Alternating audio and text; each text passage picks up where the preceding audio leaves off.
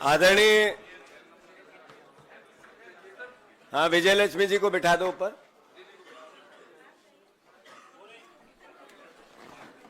आदरणीय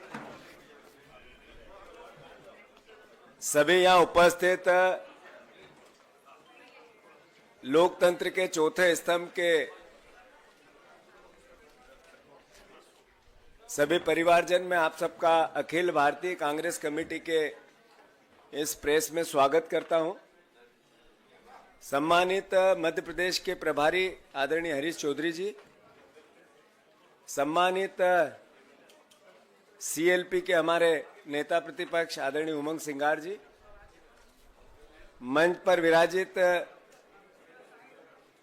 तेलंगाना की हमारी प्रभारी और पूर्व सांसद आदरणीय मीनाक्षी नटराजन जी, सीडब्ल्यूसी के हमारे आदरणीय कमलेश्वर पटेल साहब, हमारे पूर्व सीएलपी के हमारे नेता प्रतिपक्ष आदरणीय अजय सिंह राहुल भैया, आदरणीय पीसीसी के हमारे पूर्व अध्यक्ष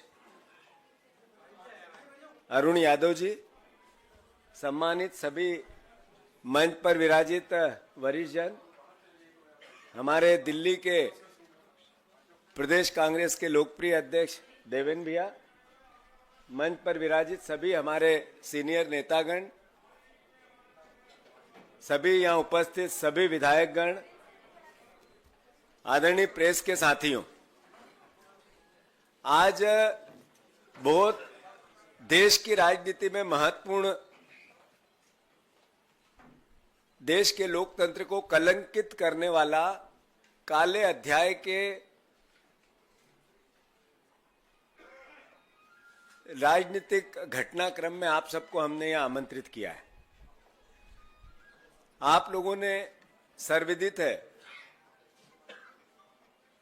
कि भारतीय राजनीति में पहला केस, पहली ऐसी घटना देश की आजादी के बाद जिसमें राज्यसभा का नामांकन निरस्त करना, ये देश में जो चर्चा का विषय है, आम जन के जनमानस में बैठी हुई भावना है कि इस देश में अब लोकतंत्र बचेगा या ऑटोक्रेसी की ओर देश जा रहा है, तानाशाही की ओर देश जा रहा है। उस घटना की एक महत्वपूर्ण घटना है, उस पूरा सोच और विचार की एक बहुत महत्वपूर्ण घटना है। मध्य प्रदेश के संदर्भ में आज सिर्फ कमलनाथ जी एक एमएलए हमारे यहाँ, वो उपस्थित नहीं है, बाकी 61 के 61 एमएलए यहाँ पर उपस्थित हैं। हमें 58 एमएलए की आवश्यकता थी। भारतीय जनता पार्टी ने नैरेटिव सेट किया, 10 विधायक कम होने के बाद भी, और जो निर्दलीय भी इसमें, वो भी हमारे ही संग थे, जो दूसरी पार्टी एक दो है वो भी हमारे साथ थी।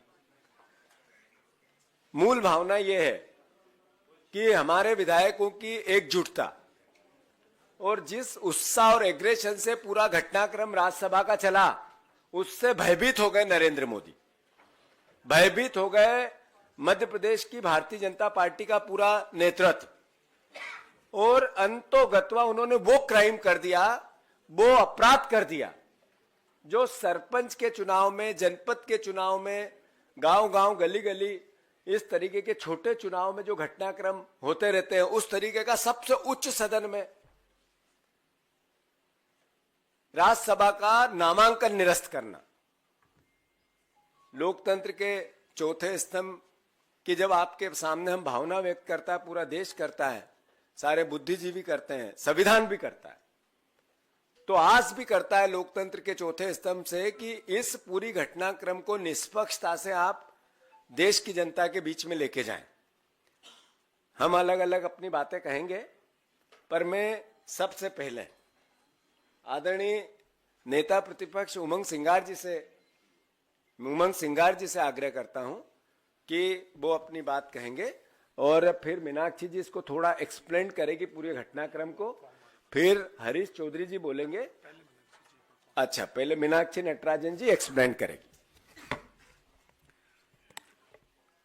हमारे माननीय प्रदेश कांग्रेस के अध्यक्ष और हमारे सम्मानित नेता प्रतिपक्ष, पार्टी के समस्त वरिष्ठ नेतागण, हमारे एआईसीसी के मध्य प्रदेश के लिए प्रभारी और मेरे साथ सांसद रहे हरीश चौधरी जी, हमारे सभी बहुत सम्मानित मीडिया के बंधुगण, हमारे तमाम बहुत सम्मानित विधायक साथीगण और पूर्व विधायकगण, हमारे दिल्ली प्रदेश कांग्रेस कमेटी के सम्मानित अध्यक्षगण और हमारे एआईसीसी के तमाम सचिवगण, सभी मीडिया के सम्मानित उपस्थित बंधुओं, क्योंकि मामला सब जुडिस है, न्यायालय के अधीन है और आज भी माननीय उच्चतम न्यायालय में इसको सुना जा रहा है, तो मैं बहुत विस्तार में और सारे कानूनी पहलुओं पर आज बात नहीं करूंगी, क्योंकि वो आज उस पर चर्चा करना उचित नहीं है।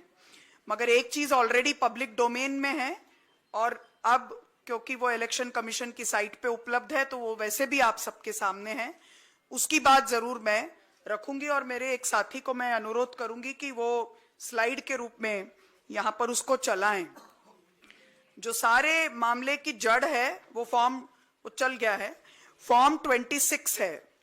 ये कहा गया कि मेरे द्वारा फॉर्म 26 में बात को दर्ज नहीं किया गया और तथ्य को छुपाया गया। अब उसके जो सवाल हैं वो आपके सामने हैं। राजनीतिक दल का ब्यौरा देना है, मतदाता सूची में जो उम्मीदवार का क्रमांक है वो ब्यौरा देना है, उम्मीदवार का फोन नंबर और जो भी उसकी आइडेंटिटी है, ईमेल अकाउंट है, वो उसकी जानकारी देनी है, पैन और आयकर के रिटर्न के बारे में विवरण देना है, संपत्ति और अन्य चीजों के बारे में विवरण देना है। लेकिन मोस्ट इंपॉर्टेंट बात जिस पर यह सारी बात शुरू हुई वो ये है कि अगर कोई लंबित आपराधिक मामला है तो उसकी जानकारी देनी है और अगर कोई दंडनीय अपराध में दोषी ठहराए गए हैं तो उसकी जानकारी देनी है। जाहिर है कि इन सब चीजों पर मैंने लिखा कि ये मुझ पर लागू नहीं है, क्योंकि मुझ पर एक लीगल नोटिस है। वो लीगल नोटिस की पूरी कानूनी जानकारी मैंने मेरे ईसीआई को जो मेमोरेंडम दिया उसमें रखा। आज सुप्रीम कोर्ट में भी वो बात रखेंगे। मात्र एक लीगल नोटिस है जिसका अब तक अदालत ने संज्ञान तक नहीं लिया, कॉग्निसेंस तक नहीं लिया, वो मैटर है। तो अब इसको दर्ज करने के लिए कॉलम कहां था, ये क्लैरिटी होनी चाहिए। फॉर्म 26 में ऐसा कोई कॉलम नहीं है जिसमें लिखा जाए कि रैंडम कोई प्राइवेट कंप्लेंट के भी बारे में सूचना दीजिए। अगर वो ऐसा कोई कॉलम होता तो हम ये सूचना जरूर देते। इतना ही मैं अपनी ओर से कहूंगी, क्योंकि ये दोनों ही मामले, लीगल नोटिस और आज जो सुप्रीम कोर्ट में सुनवाई है, वो ये सब मामले वहां आज सुने जाएंगे। तो इस पर इसके अलावा और कुछ बोलना मेरे लिए आज वो ठीक नहीं होगा। वो सुप्रीम कोर्ट की जो गरिमा है उसके भी साथ ठीक नहीं होगा। मगर ये डॉक्यूमेंट क्योंकि पब्लिक डोमेन में है, मेरा एफिडेविट पब्लिक डोमेन में आप सबके पास ऑलरेडी होगा, इसलिए मैंने अपनी ओर से ये बात आपके समक्ष रखी, ताकि ये किसी प्रकार की डिस्क्रिपेंसी ना हो कि फॉर्म में कोई कमी रह गई थी या कोई जानकारी छुपाई गई थी। कोई भी जानकारी छुपाई नहीं गई, जो कि मांगी गई। जो भी जानकारियां मांगी गई वो सारी जानकारियां फॉर्म 26 के तहत दी गई। मैं इतना ही अपनी ओर से कहूंगी। आदरणीय साथियों, मूल भावना मीनाक्षी जी के पूरे वक्तव्य की यह है कि जो फॉर्म में लीगल डॉक्यूमेंट्स मांगे जाते हैं 100% वो दिए गए, 110% वो दिए गए। कोई किसी प्रकार की फॉर्म से संबंधित कोई चूक नहीं थी। आदरणीय नेता प्रतिपक्ष उमंग सिंगार जी से मैं आग्रह करता हूं वो अपनी बात करें।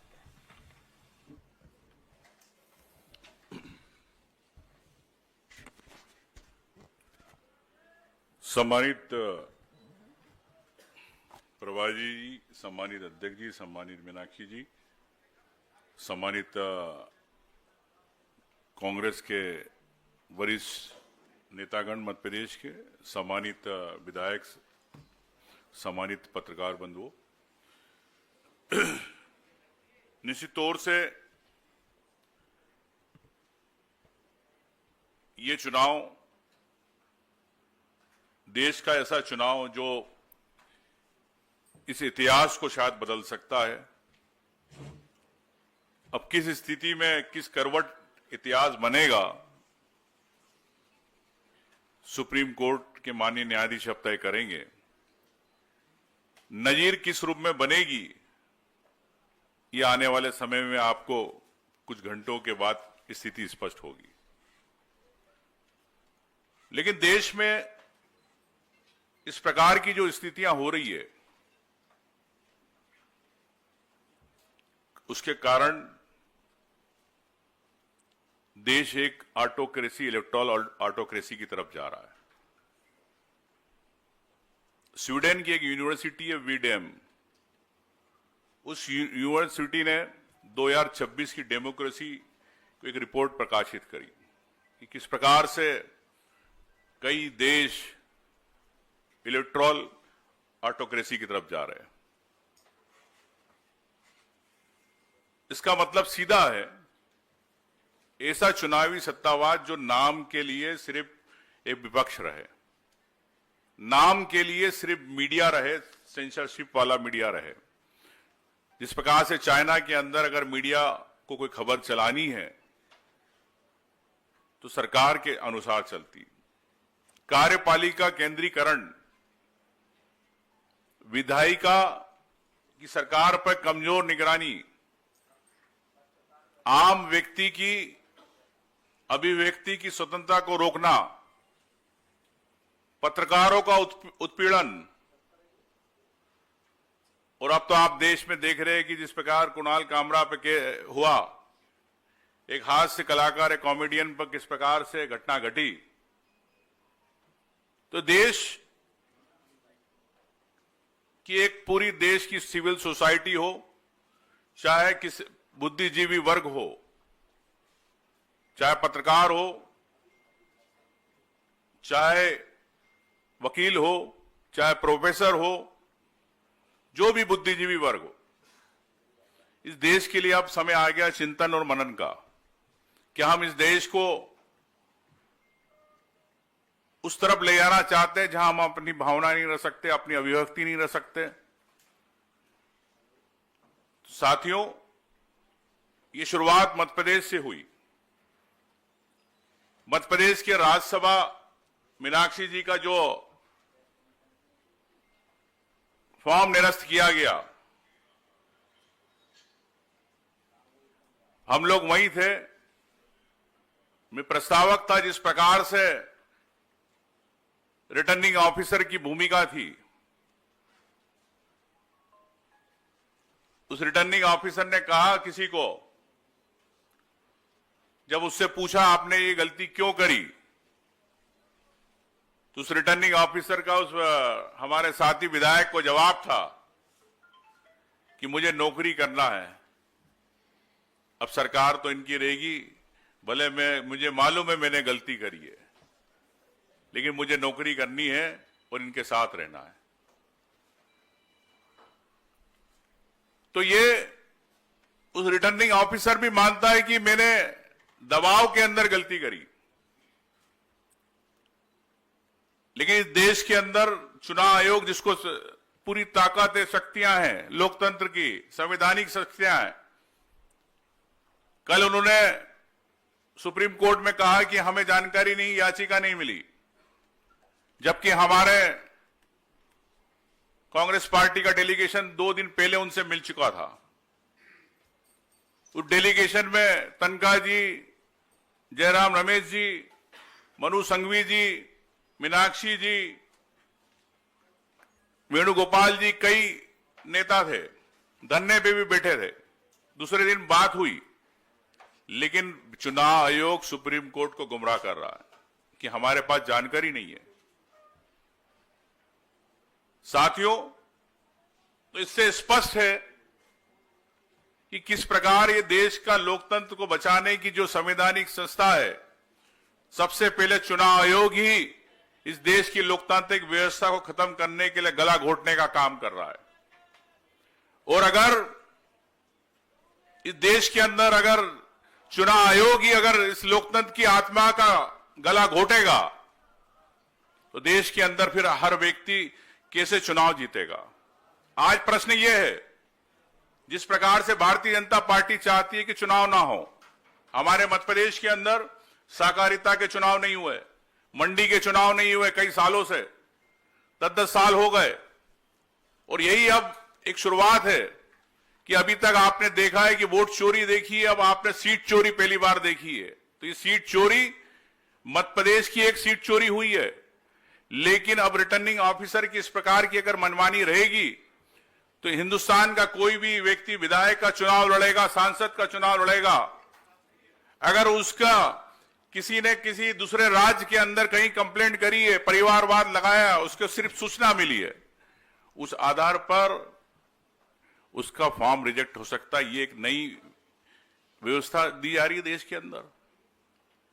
तो क्या हर विधायक, मतलब बीजेपी की एक रणनीति के तहत, एक स्क्रिप्ट के तहत ये शुरुआत है। अगर मैं मध्य प्रदेश का रहता हूं, गुजरात में कोई केस कहीं पे दर्ज हुआ, वो परिवारवाद लगा दिया कि इन्हें भी हमने सूचना दी थी, वो सूचना के आधार पे मेरा फॉर्म भी रिजेक्ट हो सकता। तो हिंदुस्तान के हर विधायक, हर सांसद का पर्चा निरस्त हो सकता है अगर रिटर्निंग ऑफिसर की इस प्रकार की मनमानी रहेगी, जो कानून के खिलाफ, सुप्रीम कोर्ट के खिलाफ, चुनाव आयोग के नियमों के खिलाफ जिस प्रकार से निर्णय आया है। तो मैं समझता हूं कि कांग्रेस की राजनीतिक लड़ाई नहीं है ये हर व्यक्ति के अधिकारों की लड़ाई है, जिसमें कांग्रेस की भूमिका तो है, लेकिन मैं समझता हूं कि हर व्यक्ति को आगे आना होगा। साथियों, हमें माननीय राज्यपाल महोदया से भी हमने समय मांगा था, सम्मानित हमारे विधायकों ने, राष्ट्रपति महोदया से माफी चाहता हूं, तो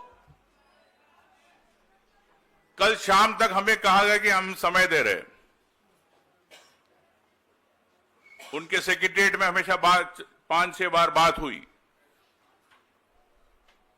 लेकिन राष्ट्रपति महोदय ने आज सुबह जो उनके वहां से सेक्रेटरीट से आया कि उनके पास समय की कमी है, इसलिए हम नहीं दे सकते, ये मेल आया।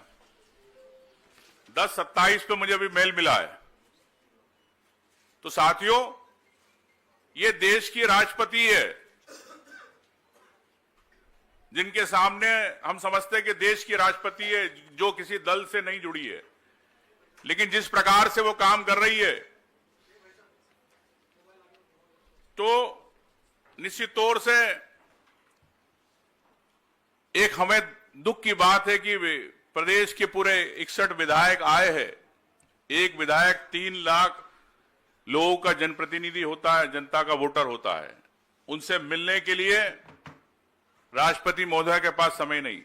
तो ये एक उदाहरण है कि किस प्रकार से देश के तानाशाही की ओर चल रहा है। लेकिन मैं समझता हूं कि ये मीनाक्षी जी का जो फॉर्म निरस्त हुआ, ये उनका एक फॉर्म नहीं, ये हर व्यक्ति का जो चुनाव लड़ना चाहता है उसके फॉर्म से जुड़ा है। कल से आने वाले में क्या स्थिति होने वाली है, किस प्रकार से रशिया और चाइना के रूप में एक नाम की डेमोक्रेसी के लिए देश बढ़ रहा है। मैं समझता हूं कि साथियों, हम सबको इस लोकतंत्र को बचाने की आहुति में सबको सहयोग करना चाहिए। इसीलिए हम माननीय सब विधायक सभी आज राष्ट्रपति महोदय से गुहार के लिए आए थे, लेकिन उनको देश की शायद चिंता नहीं है, देश के लोकतंत्र की चिंता नहीं है। यही मैं कहना चाहता हूं। धन्यवाद।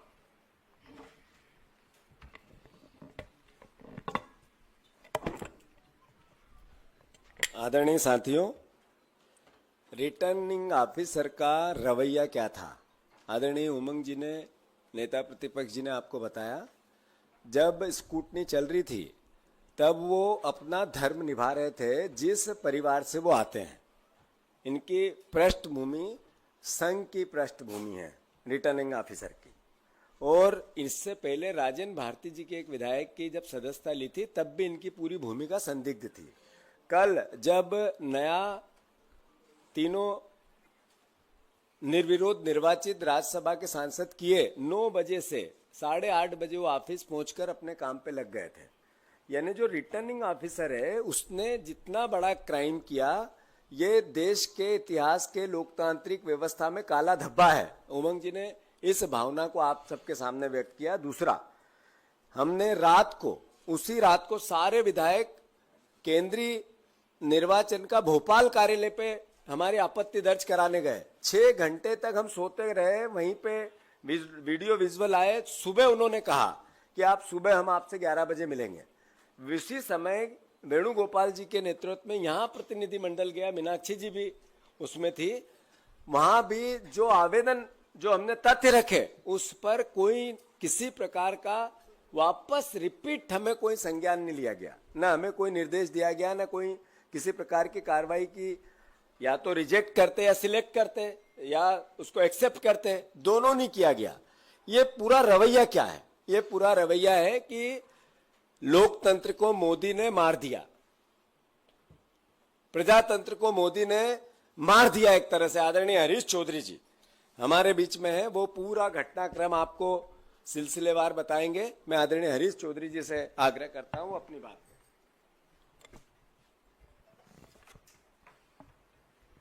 नमस्कार साथियों, अभी तक देश में सामने ये सवाल है, क्या देश ऑटोक्रेसी की दिशा में जा रहा है? आज देश को इस सवाल का उत्तर मिल गया है। सफर कब कैसे शुरू हुआ, नारों में जरूर ये बातें पहले ही आ गई थी कि मोदी है तो मुमकिन है, पर क्या मुमकिन है वो देश से आज जान चुका है। चुनाव आयोग संवैधानिक व्यवस्था के तहत निष्पक्ष होना चाहिए। प्रधानमंत्री, नेता प्रतिपक्ष, सुप्रीम कोर्ट के चीफ जस्टिस के माध्यम से उनका चयन होना, उस व्यवस्था को बदलकर सुप्रीम कोर्ट के चीफ जस्टिस के जगह प्रधानमंत्री द्वारा नियुक्त किया गया मंत्री, जिससे संवैधानिक संस्थाएं निष्पक्ष की जगह एक पक्षीय हो जाए। इस व्यवस्था के परिवर्तन के बाद में जो सरकार चाह रही है उनकी ही नियुक्ति हो रही है। केंद्रीय चुनाव आयोग से लेकर ये सफर मध्य प्रदेश चुनाव आयोग तक है। देश ऑटोक्रेसी की तरफ आ चुका है। कृषि बिल के वक्त जो देश ने देखा, सदन में वोटिंग भी नहीं कराई गई। जो सदन में उस कुर्सी पर बैठकर जो न्याय देश को देना था, वो न्याय उस दिन नहीं मिला। और आज देश देख रहा है कि तमाम संवैधानिक व्यवस्थाओं को समाप्त कर दिया गया। इस देश के सामने दो मॉडल है। अब देश को तय करना है कि वो कौन सा मॉडल को सही मानता है। एक मॉडल है संवैधानिक मॉडल, संवैधानिक व्यवस्था, जिसके अंतर्गत राज्यसभा चुनाव में मीनाक्षी नटराजन ने नामांकन दर्ज किया। जो भी कानूनन और नियम के तहत, प्रावधानों के तहत नामांकन पत्र भरना चाहिए, वो तमाम 100% पूर्ति मीनाक्षी नटराजन ने करी। उसके बावजूद उसको रद्द किया गया। ये सवाल कि इस तरह के शो कॉज नोटिस सिर्फ मीनाक्षी नटराजन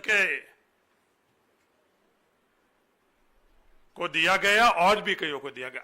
आज देश के केंद्रीय मंत्रिमंडल में बैठे हुए लोगों के भी शो कॉज नोटिस मिले हुए हैं। लोकसभा के अंदर, राज्यसभा में बैठे हुए सांसदों को भी शो कॉज नोटिस मिले हुए हैं, लीगल नोटिस मिले हुए हैं। बहुत बड़ी तादाद में विधायकों को भी मिले हुए हैं, पर किसी ने भी इसको का उल्लेख क्यों नहीं किया? क्योंकि इस तरह की व्यवस्था ही नहीं है। कहां उल्लेख करते हैं? कोई स्पष्ट तो करे। किसी भी कानून विद से बात करें तो कोई भी इस व्यवस्था को जानता है, और हर पत्रकार भी जानता है, और देश का नागरिक भी जानता है। जब ऑटोक्रेसी आई इस देश में, तो दूसरा मॉडल मोदी है तो मुमकिन है, नरेंद्र मोदी जी का मॉडल है। उसकी तुलना आज देश को करनी चाहिए। एक तरफ संवैधानिक मॉडल के तहत, व्यवस्थाओं के तहत मीनाक्षी नटराजन का फॉर्म भरना और उसको रिजेक्ट करना, रिजेक्ट करने वाले जो आरोप थे वो निष्पक्ष नहीं।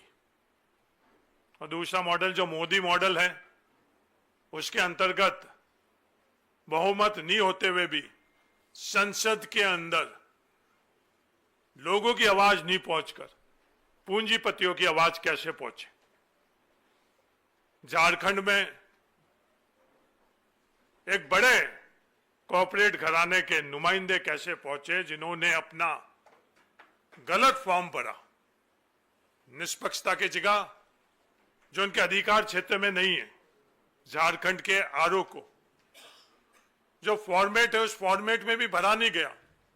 जो त्रुटियां थी वो त्रुटियां को सुधारने का भी अवसर नहीं मिलना चाहिए। बस फॉर्मेट को बदलवाना, उन त्रुटियों को बदलकर उनका फॉर्म स्वीकार करना आज देश के सामने इस ऑटोक्रेसी का इससे ज्यादा बड़ा उदाहरण कुछ भी नहीं हो सकता है। अब देश को तय करना है कि ये देश संविधान के माध्यम से चले या नरेंद्र मोदी जी के मॉडल जो ऑटोक्रेसी का मॉडल है उसके माध्यम से चले।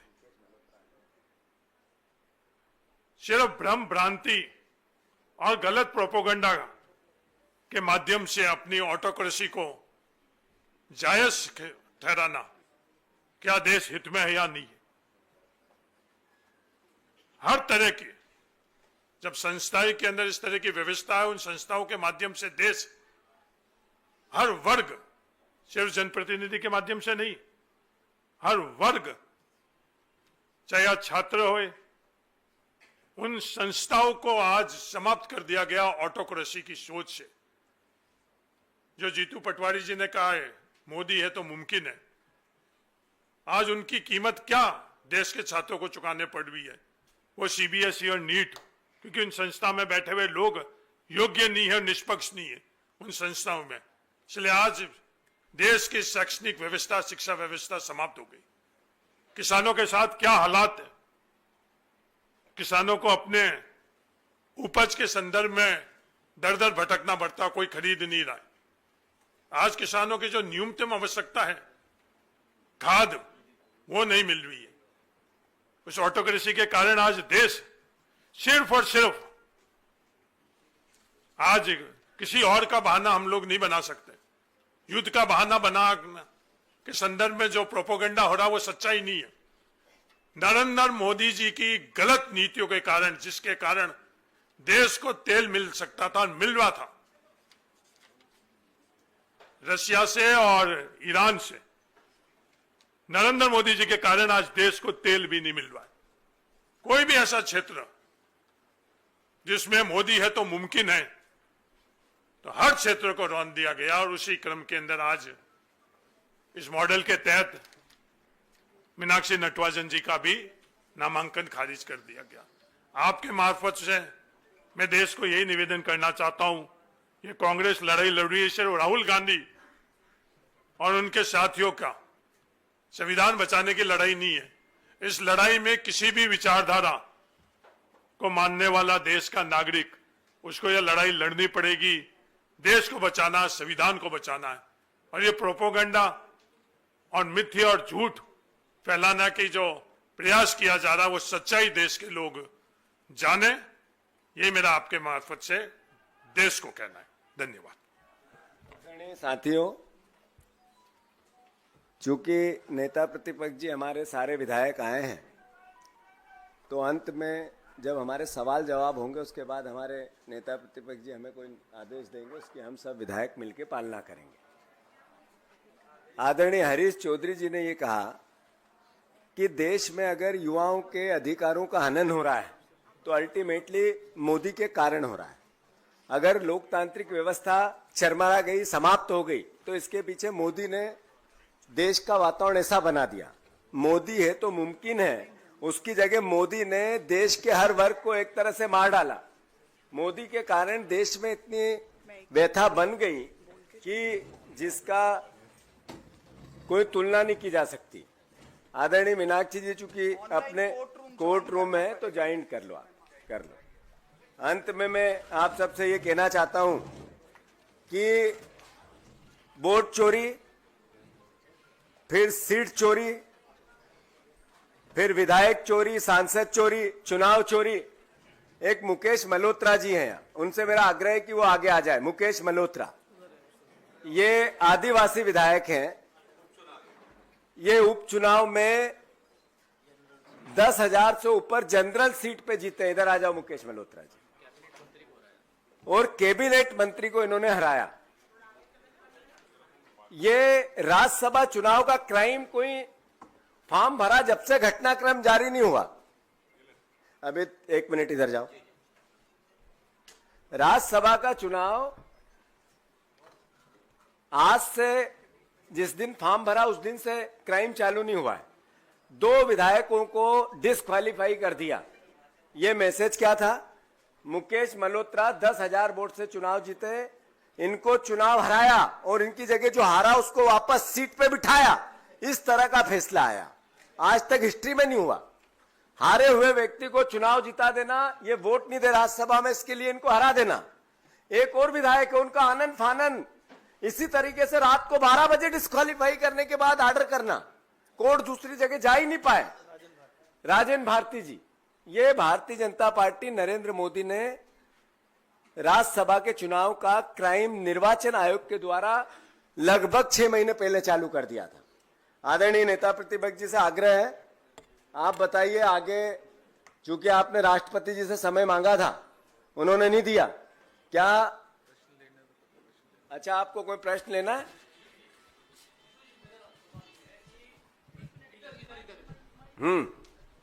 जी, मेरा सवाल यह है कि जब नामांकन खारिज हुआ था तो कई सारी खबरें जो पुष्टि नहीं हो पा रही थी, आ रही थी, जिसमें से एक ये था कि मीनाक्षी नटराजन जी को रिटर्निंग ऑफिसर ने मौका दिया था कि वो अपने नोटिस वाली बात को शामिल करें, लेकिन ऐसा नहीं हुआ।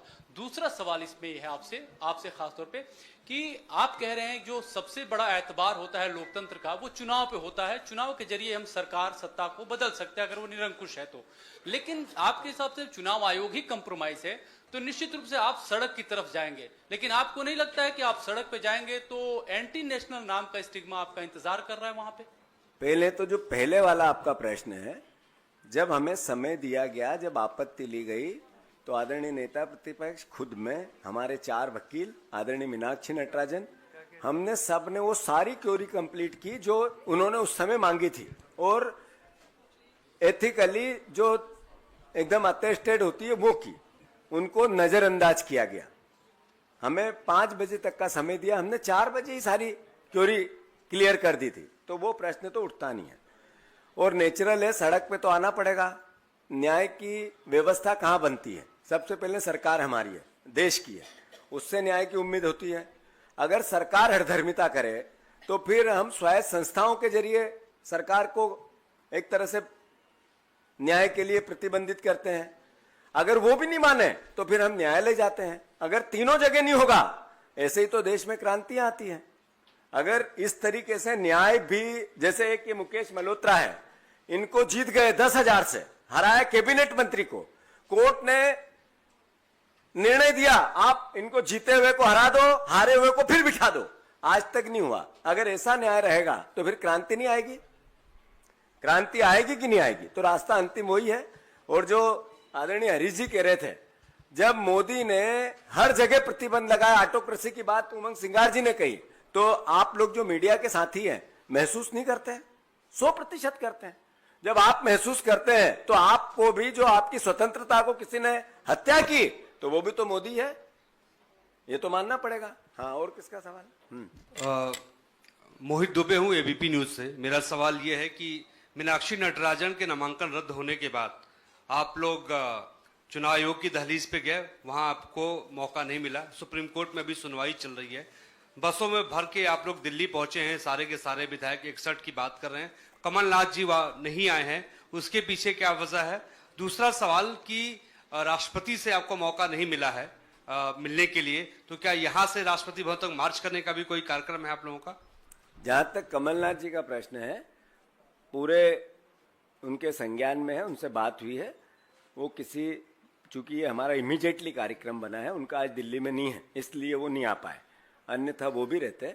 और जहां तक ये मार्च का अंतिम में हमारे नेता प्रतिपक्ष जी हमें जो विधायकों को निर्देश देंगे, हम स्वतः पालन करेंगे। और कोई सवाल? जीतू जी, बीजेपी की तरफ से ये कहा गया कि कांग्रेस में क्रॉस वोटिंग हो सकती थी, ये इस तरह के आरोप, और इसलिए कांग्रेस ने ये सब बात चीजें की। इस पर कांग्रेस क्या कहना चाहेगी? मैं मीडिया से ये आस करता हूं, लोकतंत्र के आप चौथे स्तंभ हो। भारतीय जनता पार्टी ने जो क्राइम किया वो क्राइम नजीर बना है। वो देश की राजनीतिक व्यवस्था के इतिहास में आज तक का सबसे बड़ा क्राइम है। जो सरपंच और जनपद में फॉर्म रिजेक्ट करके सेटिंग होके तहसीलदार करता है, वो देश के निर्वाचन आयोग ने मोदी के निर्देश पे किया है। और चूंकि हमने केंद्रीय चुनाव आयोग में भी आदरणीय जो मुख्य निर्वाचन आयुक्त है अधिकारी, उनके सामने भी उनने भी मौन रखा। ये मोदी जी के निर्देश पे हुआ है। अब कांग्रेस का ऐसा होना था तो ऐसा हो गया। इस तरह की भारतीय जनता पार्टी की बात को इंडोर्स करना भी देशद्रोह है। जीतू जी, मैं आमिर हूं न्यूज नेशन से। एक सवाल मेरा है कि हाँ इसके बाद एक वो आखिरी में लो। देखिए, क्रॉस वोटिंग की बात जो आप कह रहे हैं, ये भारतीय जनता पार्टी के द्वारा उड़ाई गई अफवाहें। पूरा इलेक्शन स्क्रिप्टेड था। जब फॉर्म की स्क्रूटनी का समय था, हमारे विधायक सब पहुंच गए थे एयरपोर्ट। आपको यह भी बताना चाहता हूं कि पूरे एयरपोर्ट अथॉरिटी ने अपने लोगों की छुट्टी कर दी। परिवार लेके गए बच्चे, छोटे छोटे 6 महीने 8 महीने के बच्चे पानी के लिए तड़पते रहे, परिवार तड़पते रहे। आप विधायकों के साथ कर सकते हो क्रूरता, लेकिन उन परिवार, उन बच्चों की क्या गलती? 5 घंटे तक वो वहां पे रहे। और जब तक प्लेन टेक ऑफ नहीं किया, जब तक यहां निर्णय क्लियर नहीं हुआ कि 5:30 बजे यहां पर हमको इसको फॉर्म को रिजेक्ट करना, पूरा स्क्रिप्टेड था। और क्रॉस वोटिंग की बात है, क्रॉस वोटिंग आपको स्पष्ट कर दे कि डर गए थे वो कि हम 8 वोट नहीं ले सकते, जब इनके साथ पूरे विधायक इनके साथ एकजुट है। इसी कारण उन्होंने फॉर्म रिजेक्ट किया। ये पूरी स्क्रिप्टेड था। जीतू जी, आमिर हूं न्यूज नेशन से। एक सवाल ये पूछना चाह रहा था, फॉर्म 26 की आप बात कर रहे थे।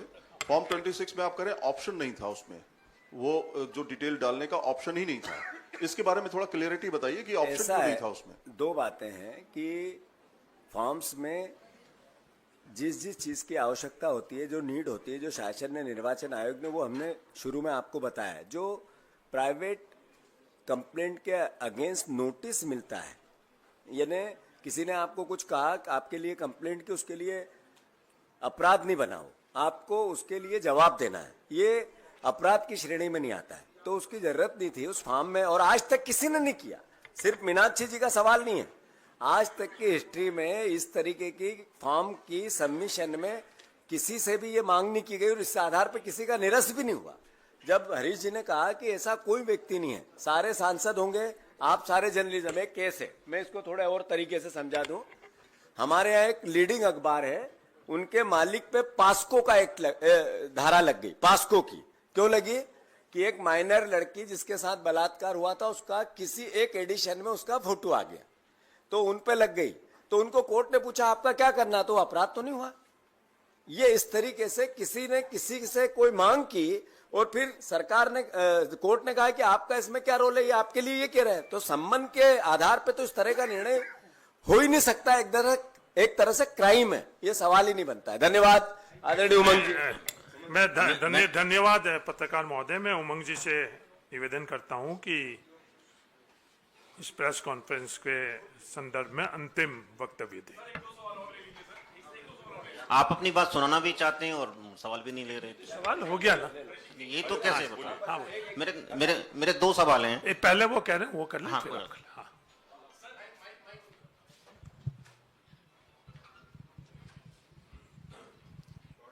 Thank you sir. Digvijay Singh ने इस मामले पर टिप्पणी करते हुए सुप्रीम कोर्ट पर भी सवाल खड़े कर दिए। उन्होंने कहा कि सुप्रीम कोर्ट भी इसमें शामिल है, ऐसा उन्होंने आरोप लगाया है। बीजेपी दिग्विजय सिंह पर एफआईआर दर्ज करने की मांग कर रही है।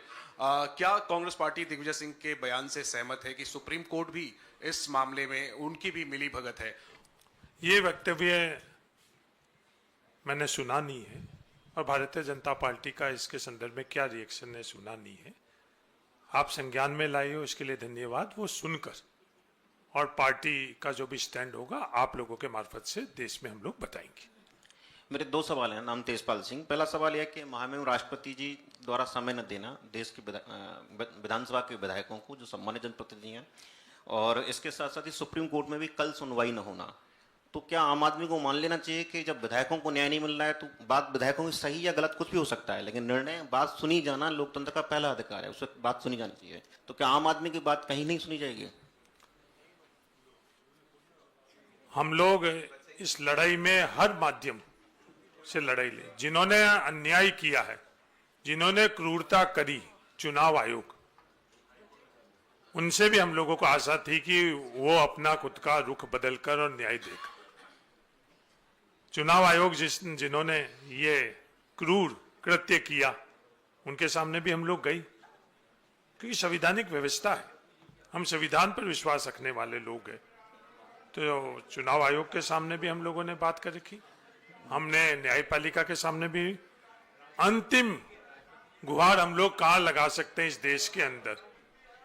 अंतिम गुहार देश में महामहिम राष्ट्रपति जी के सामने हम लगा सकते हैं। उसका भी हम लोग ने प्रयास किया। तो हर दिशा में हम लोग प्रयास करेंगे और अंत में देश को, हर नागरिक को ये लड़ाई लड़नी पड़ेगी, ये अपील भी हम कर चुके हैं। एक सवाल और है कि सवाल कटो है लेकिन जरूरी है कट पूछना, क्योंकि वक्त कट सवाल पूछने का ही है कि मोदी जी को आवाज नहीं आनी चाहिए। एक सवाल और है कि राज्यों में जैसे पंचायत चुनाव लगातार डिले किए जा रहे हैं, हर व्यक्ति अपनी पंचायत का या जिला का हर जगह प्रतिनिधित्व चाहता है, आने वाले समय तो उसके भी पर्चा इसी तरह से कैंसिल कर दिया जाएंगे। ये जो मोदी मॉडल है ऑटोक्रेसी का, ये तो आज देश जान चुका है। राज्यसभा से सफर शुरू और अंत नहीं हुआ है, यह हर क्षेत्र के अंदर यही रहेगा। धन्यवाद। देखिए, मैं अनुरोध करता हूं साथियों, आपको सब विद्वान हैं और हमसे ज्यादा आपको सबको ज्ञान है, आपको पता है कि ये घटना कैसे घटी और क्या हुआ। मैं सवालों के जवाब में आपके दिए पूरे, लेकिन अब सवाल देश के सामने है, लोकतंत्र को कैसे बचाना है। और मध्य प्रदेश से हम सब विधायक आए, माननीय सम्मानीय सब नेता आए, वहां के वरिष्ठ, आज हम मार्च पास करेंगे और ये न्याय की बात करेंगे राष्ट्रपति भवन तक के लिए। Thank you.